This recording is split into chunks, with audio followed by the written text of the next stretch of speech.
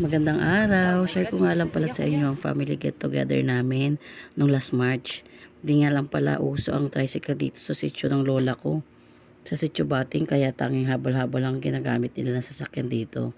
Kung minsan may mga taga dito na pinapasadyaan nila ng sidecar yung motor nila para magamit pangarga kung makakapamili sila sa bayan.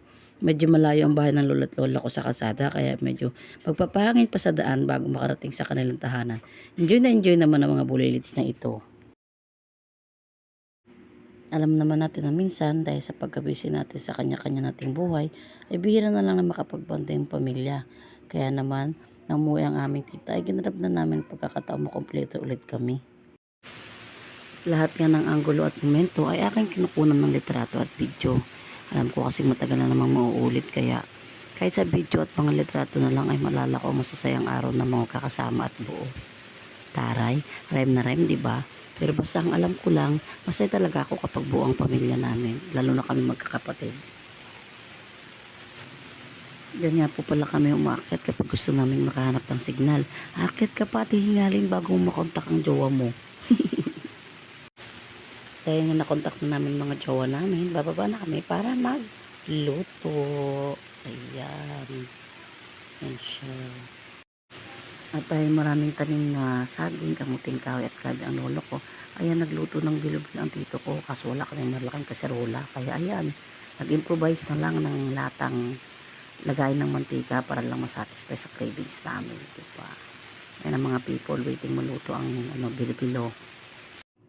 At dahil nakatapos na tayong kumain, ayan, aakyat naman tayo sa taas para mag-picture taking kasama ang mga chikiting. Ayan. Masarap kasing tumambay sa taas, malawak, mahangin, malayo ang matatanaw mo. Lalo na kung marami kang iniisip, masarap magtambay doon, magmuni-muni. Ayan, matadaanan natin ng mga tanim ng lolo ko na mais. Tapos saging, sa taas may punong kahoy ng mga kamuting kahoy, may mangga. Ayan. Kitang-kita niyo yung puwet ko, 'di ba? Kasama ko pa yung anak ko ay magpaiwan. Gustong-gusto niya rin umakyat sa taas. Ayan, ganyan. Ganyan ang buhay namin pag nandyan kami sa lola namin. Simple-simple lang, masaya. Walang signal.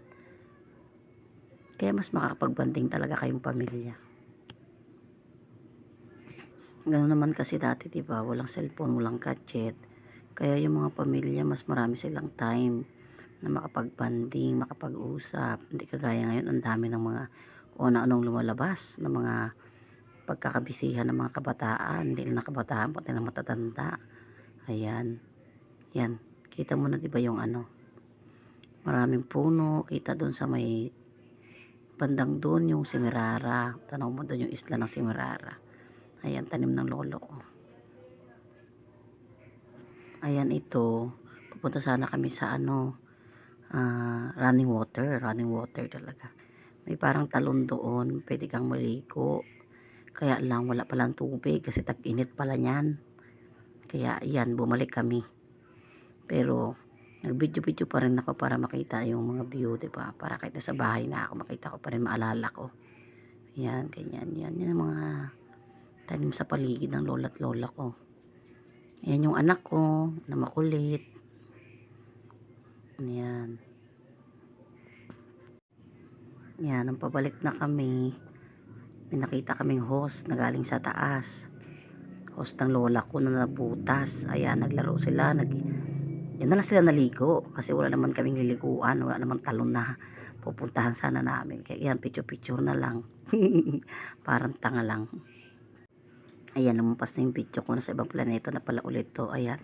Pupunta naman kami ngayon ng Aplaya. Yan ang Aplaya nila, diba? Ayan, ang ganda dyan, diba? Mabuti yung buhangin. Tapos ang layo-layo sa pumpang nung nung dagat. Maglalakad ka pa doon. Parang natutuyuan siya. Saya. Minsan dyan kami kumukuha ng signal kasi malakas ang signal dyan. Yan. Masaya talaga pagkakasama mo yung pamilya.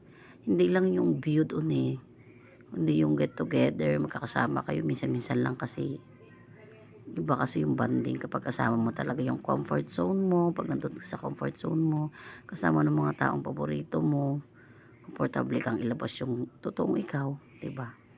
Ayan. Mas nagiging maganda yung memories kapag kasama mo sila. Ayan. Picture-picture lang. Ayan, unang gabi ng mga chikiting tiyan na magkakasama sila. Happy ang anak ko kasi sa bahay siya lang naman ang mag-isang bata. Kaya masaya siya kapag kasama niya yung mga pinsan niya.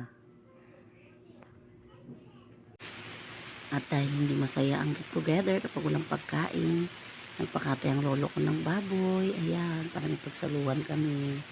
Ang saya-saya. Ayan. Busy sila habang ako nakaupo lang. Ako ang madam. Yun, diba? Hindi kasi tulog kasi yung anak ko. Hindi ako makatulog. Kaya pakit-pakit lang sa video. Yan, ganyan. Wala kami kagamitan. Kaya nag-improvise lang kami dyan ng mga gamit. Dahil dalawa lang sila ng lolo ko dun eh. Kaya yan. At dahil kami magluto. Pero masaya kahit mahirap. Gagawa at gagawa ka ng paraan para maging masaya. Diba? Ayan, kawawa naman yung kapatid ko. Niluto nila. Masaya-saya, no?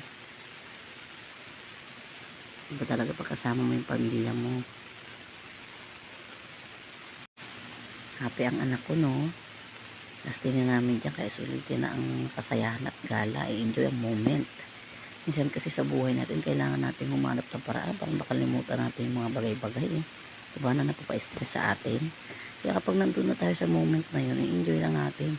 Pag-uwi na natin, i-resume ang mga stress. Happy-happy lang muna. Diba? Diba? Ganyan, picture-picture. Kapag tapos sa moment na yun, na may balikan ka. Diba? Enjoy lang natin ang buhay. Ganyan ang ginagawa ko eh. Pag stress ako, tiktok lang, pasayaw-sayaw. Para makalimutan ang mga bagay-bagay. Kaya, gaya na lang ito, pasitabi na lang po.